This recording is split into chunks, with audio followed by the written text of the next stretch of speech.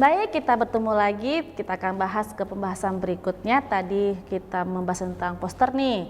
Nah, sekarang kita membahas tentang leaflet. Nah, apa itu leaflet?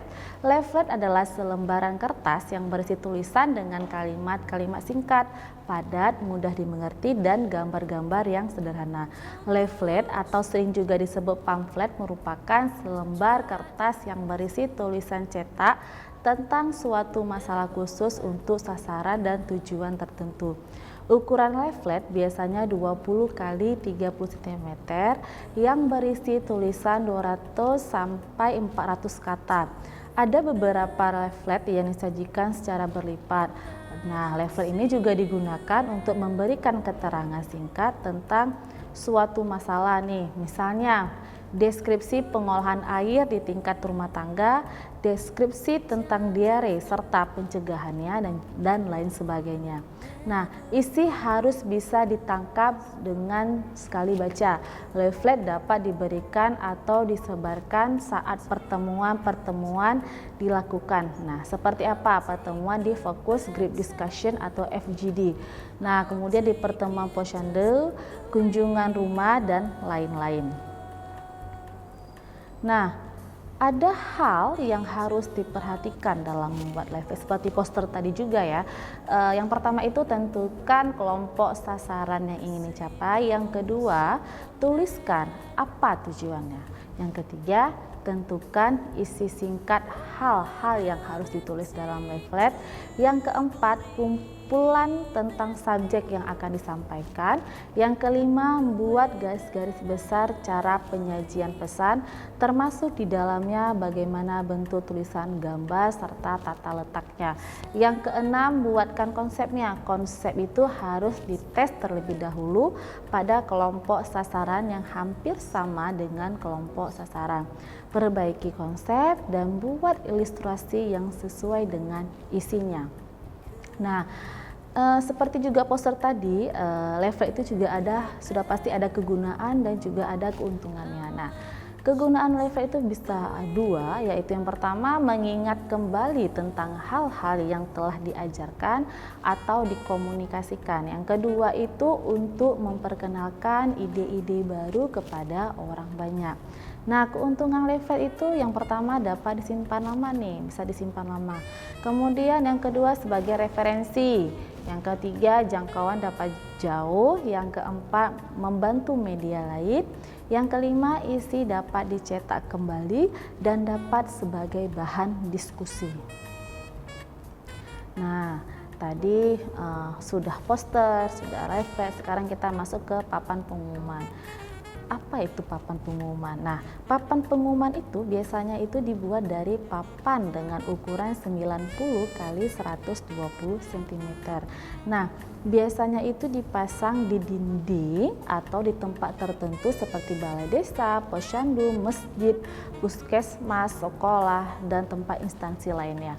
Pada papan tersebut gambar-gambar atau tulisan-tulisan dari topik tertentu. Nah, cara menggunakan papan pengumuman bagaimana? Yang pertama itu tentukan jangka waktu pemasangan sehingga tidak membosankan. Misalnya nih kita melakukan pemasangannya itu dari 1 sampai 2 minggu. Nah, yang kedua gunakan pada peristiwa-peristiwa tertentu saja. Nah, pada apa? Misalnya pada waktu pertemuan besar atau hari libur. Nah, yang ketiga cari sumber untuk melengkapi tampilan, misalnya nih dari perpustakaan, kantor humas, dan lain sebagainya.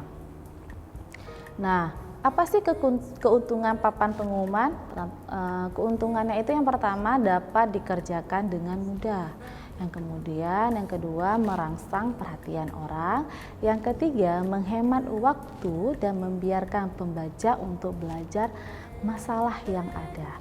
Yang keempat merangsang partisipasi dan yang kelima sebagai review atau pengingat terhadap bahan yang pernah diajarkan. Nah, sekarang kita masuk ke gambar optik nih. Gambar optik itu terbagi ada beberapa nih, satu ada foto. Nah, sering sekali kita mendengar apa itu foto kan. Nah, foto itu apa? Foto itu adalah bahan atau alat peraga digunakan dalam bentuk album ataupun dokumentasi lepasan. Album merupakan foto-foto yang biasanya isi beruta menggambarkan suatu cerita, kegiatan, dan lain-lain. Nah, misalnya apa nih? Ada album foto yang berisi kegiatan-kegiatan suatu desa untuk mengubah kebiasaan buang air besar menjadi jamban. Nah, dokumentasi lepasan yaitu foto-foto yang berdiri sendiri dan tidak disimpan dalam bentuk album, menggambarkan satu pokok persoalan atau titik perhatian. Foto ini digunakan biasanya untuk bahan brosur, leaflet, dan lain-lain. Nah, kemudian tadi ada foto, yang kedua ada slide. Nah, slide itu pada umumnya digunakan untuk sasaran kelompok. Penggunaan slide cukup efektif nih, karena apa? Karena gambar atau setiap materi dapat dilihat berkali-kali dan dibahas lebih mendalam. Slide sangat menarik, terutama bagi kelompok anak sekolah dibanding dengan gambar, leaflet, dan lain-lain. Film, nah tadi udah dari foto, slide, sekarang ke film nih. Film itu merupakan media yang bersifat menghibur. Nah, kenapa? Karena di samping dapat menyisipkan pesan-pesan yang bersifat edukatif, juga media ini merupakan kelompok besar dan kolosal. Nah, kita masuk ke langkah-langkah penetapan media kesehatan. Yang pertama itu sudah pasti menetapkan tujuan, karena setiap kita membuat sesuatu kita harus menetapkan sebuah tujuan. Nah, tujuannya itu bagaimana? Tujuannya itu harus realistis, jelas, dan dapat diukur. Nah, kenapa dapat diukur? Karena apa yang diukur, siapa sasaran yang akan diukur, seberapa banyak perubahan akan diukur, berapa lama, dan di mana pengukuran dilakukan. Nah, penetapan tujuan merupakan dasar untuk merancang media promosi dan merancang evaluasi. Yang kedua, menetapkan segmentasi sasaran. Nah, segmentasi sasaran merupakan suatu kegiatan memilih kelompok sasaran yang tepat dan dianggap sangat menentukan keberhasilan promosi kesehatan. Nah, tujuannya apa? Untuk memberikan pelayanan yang sebaik-baiknya, memberikan kepuasan pada masing-masing segmen, menentukan ketersediaan jumlah dan jangkauan produk, serta menghitung jenis dan penempatan media. Yang ketiga itu ada namanya memposisikan media pesan atau positioning. Memposisikan pesan adalah proses atau upaya menempatkan suatu produk perusahaan, individu atau apa saja ke dalam pikiran sasaran. Nah, yang keempat ada menentukan strategi.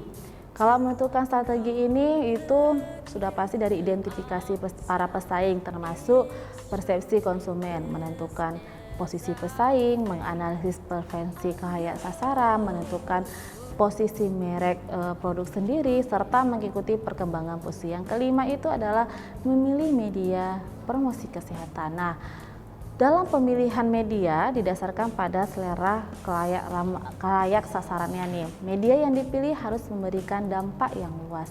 Setiap media akan memberikan peranan yang berbeda.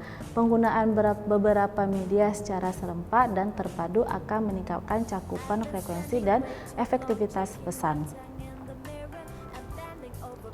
Oke, dari tadi kita sudah membahas tentang bagaimana sih memilih media komunikasi dalam kesehatan yang baik.